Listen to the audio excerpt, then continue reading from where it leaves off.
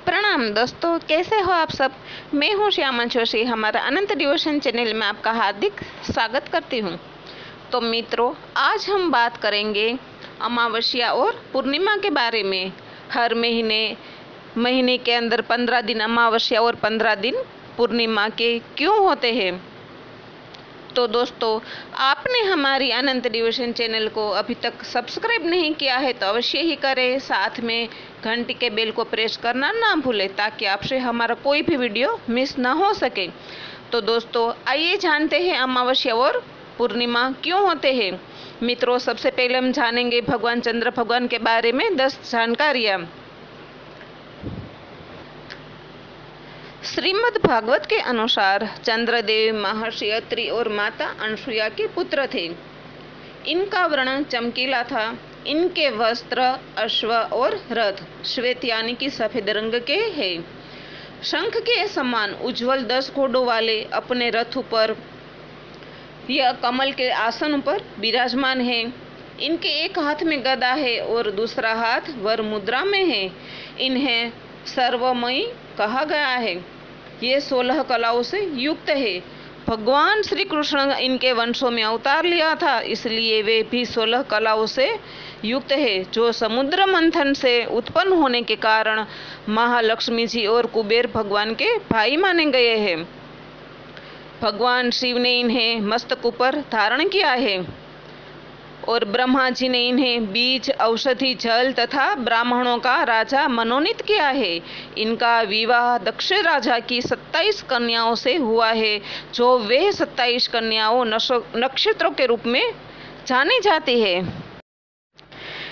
इसी तरह नक्षत्रों के साथ चंद्रदेव परिक्रमा करते हुए सभी प्राणियों के पोषण के साथ साथ पर्व, संधियों एवं मासों का विभाजन करते हैं, यानी कि महीनों का विभाजन करते हैं।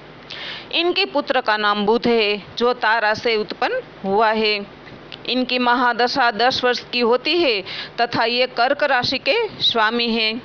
इन्हें 9 ग्रहों में दूसरा स्थान प्राप्त है। कहा जाता है कि जो भी साधक की कुंडली में चंद्र दोषित है या कमजोर है, वह साधक पूर्णिमा के दिन तांबे के पात्र में मधु मिश्रित पकवान अर्पित करते हैं। उससे चंद्रदेव तृप्त होते हैं, जिसके फलस्वरूप मानव सभी कष्टों से मुक्त हो जाता है। इनका सामान्य जप मंत्र है ओम सोम सोमाय नमः। ये मंत्र का जाप एक निश्चित संख्या में करना चाहिए। संध्या के समय इनका जाप करना चाहिए। तो दोस्तों, ये 10 जानकारी भगवान चंद्रदेव के बारे में थी। अब आइए जानते हैं कथा और 15 दिन अमावस्या और 15 दिन पूर्णिमा क्यों मनाए जाते हैं। पौराणिक कथाओं के अनुसार कथा मिलती है कि एक बार चंद्रदेव विहार पर निकले थे। तभी उनकी नज़र कुछ कन्याओं पर पड़ी जो अत्यंत ही रूपवान थी। चंद्रदेव उनके प्रति मोहित हो गए और अपने वाहन से उतरकर वे कन्याओं के पास पहुंच गए। वहां पहुंचने पर पता चला कि सभी कन्याएं दक्ष प्रजापति की पुत्रियां हैं। उनकी सबसे बड़ी पुत्री रोहिणी चंद्रदेव के पास पहुंची और उन्हें देखती रह गई। उसी क्षण उनके मन में चंद्रदेव से विवाह का ख्याल आया, लेकिन यही विचार उनकी अन्य बहनों के मन में भी आया। कथा के मुताबिक जब चंद्रदेव को यह बात पता चली तो वह दक्ष प्रजापति के पास पहुंचे और उनकी सभी 27 कन्याओं से विवाह का प्रस्ताव रखा था।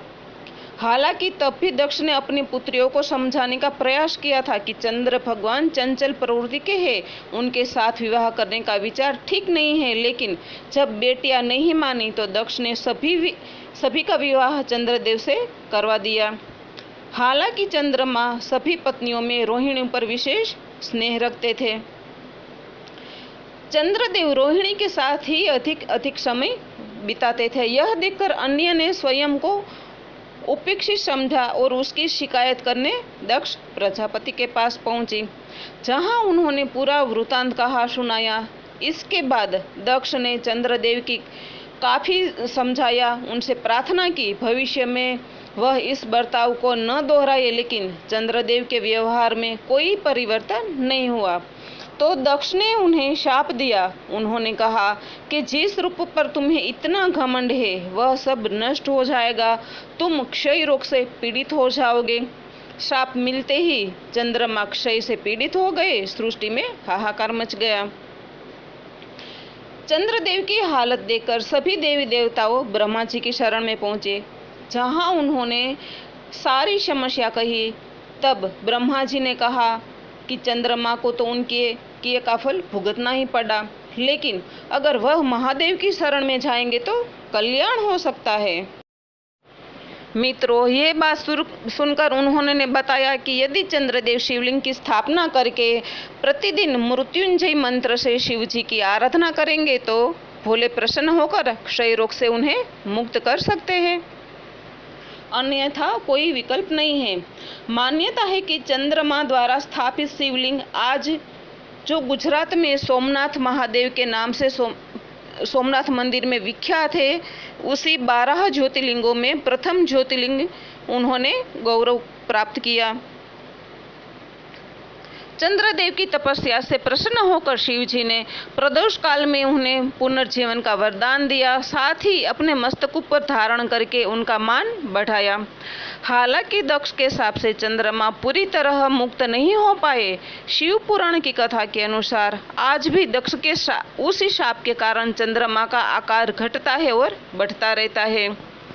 अमावस्या को चंद्रमा पूरी तरह क्षय हो जाते हैं और पूर्णिमा के दिन वापस अपने पूर्ण सौंदर्य के साथ चमकने लगते हैं।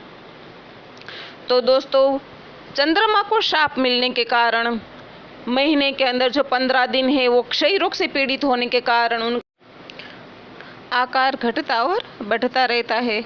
अमावस्या को चंद्रमा पूरी तरह क्षय हो जाते हैं और पूर्णिमा के दिन वापस अपने पूर्ण सौंदर्य के साथ चमकते हैं। इसलिए 15 दिन पूर्णिमा के हैं और 15 दिन अमावस्या के हैं। तो दोस्तों, आइए जानते हैं चंद्र भगवान की 27 पत्नियां थी, उनके नाम, और 27 जो पत्नियां हैं वो नक्षत्रों के रूप में जानी जाती है।